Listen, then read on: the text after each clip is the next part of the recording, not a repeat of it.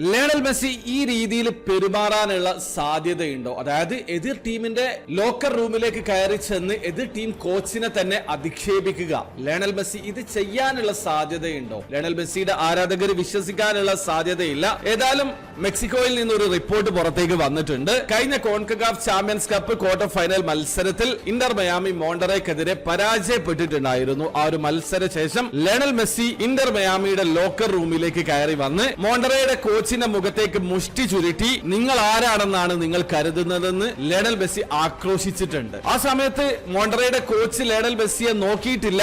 അത് കാര്യങ്ങൾ കൂടുതൽ വഷളാക്കിയിട്ടുണ്ട്. ലയണൽ മെസ്സി വീണ്ടും ചൂടാകുന്നുണ്ട്. ഇന്റർ മയാമി കോച്ച് മാർട്ടിനോ ഡെമ്മിയാണ്, ലയണൽ മെസ്സിയാണ് അവിടെ എല്ലാ കാര്യങ്ങളും തീരുമാനിക്കുന്നത്. ആ കുള്ളന് പ്രാന്താണ്, പിശാചിന്റെ മുഖമുള്ള കുള്ളനാണ് ലയണൽ മെസ്സി എന്നുള്ള രീതിയിൽ ഈ ഒരു സംഭവത്തിന് ശേഷം മോണ്ടറെ കോച്ച് സംസാരിക്കുന്നതിന്റെ വോയിസ് ആണ് പുറത്തു വന്നിട്ടുള്ളത്.